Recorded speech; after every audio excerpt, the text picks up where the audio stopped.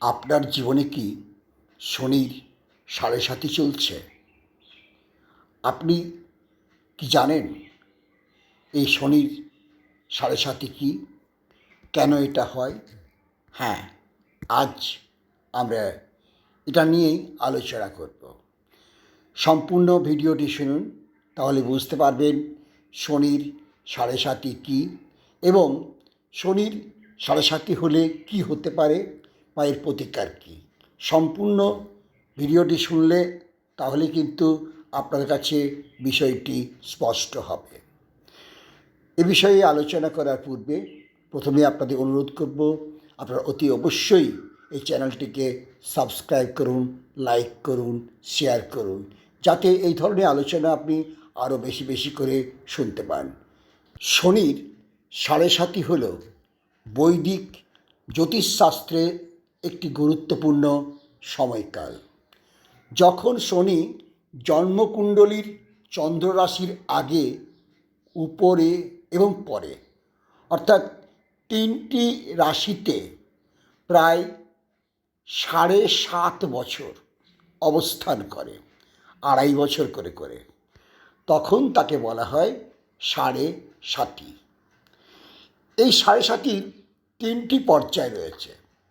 প্রথম হল শনি চন্দ্ররাশির আগের রাশিতে প্রবেশ করে, তখন মানসিক দুশ্চিন্তা, বিশেষ করে একটা মানসিক চাপ, পারিবারিক দায়িত্ব বৃদ্ধি পায়।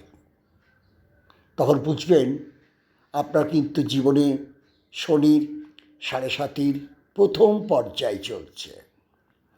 দ্বিতীয় ধাপে শনি যখন জন্মচন্দ্রের রাশিতে আসে, তখন কিন্তু তার প্রভাব সবচেয়ে বেশি হয়।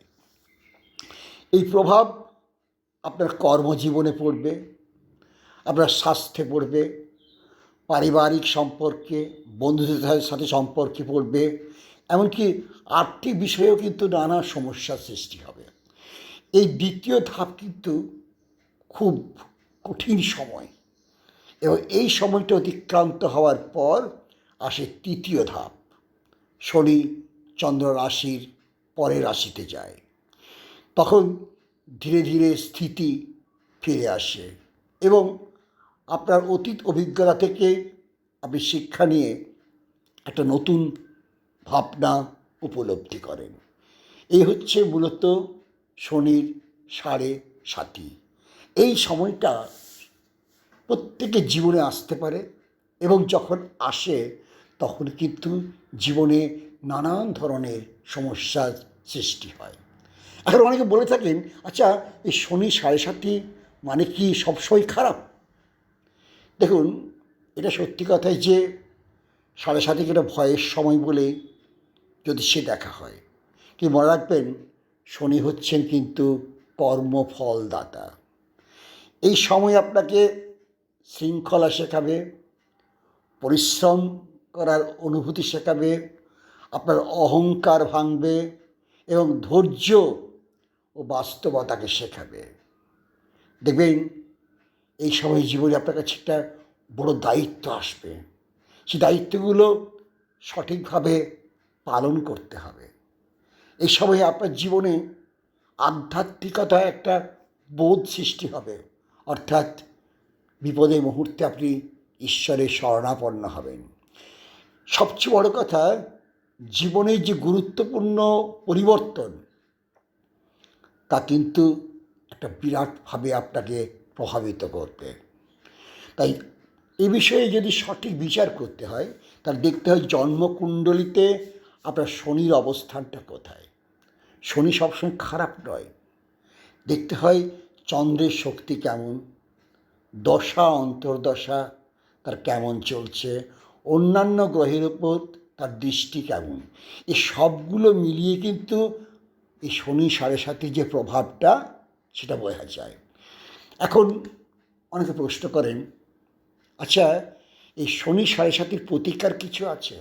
অর্থাৎ আমি কীভাবে এই সময়টা অতিক্রম করব এবং তার জন্য কি প্রতিকার আছে, কীভাবে আমি এখান থেকে বেরোতে পারব? দেখুন, প্রথমেই বলি যে শনির সাড়ে সাতি থেকে বেরোনোর জন্য যদি কেউ বলেন যে আমি এই পাথরটা ধারণ করব বা এটা করব, আমি বলবো এভাবে কিন্তু কখনোই শনি সাড়ে সাতি থেকে মুক্তি পাওয়া যায় না। তাহলে উপায় কী? উপায় হচ্ছে একটাই, এই সময় আপনাকে কী করতে হবে জানেন? প্রতি শনিবার আপনি শনি মন্দিরে তেল দেবেন, অর্থাৎ প্রদীপে তেল দেবেন এবং যতটুকু সম্ভব আপনি দরিদ্র মানুষকে সাহায্য করবেন। পারলে শনির যে মন্ত্র, সে মন্ত্র জপ করে তাকে সন্তুষ্ট করার চেষ্টা করবেন এবং হনুমান তার পূজা করতে পারেন। তবে সবচেয়ে বড় যেটা প্রয়োজন এই সময়কালে আত্মসংযম।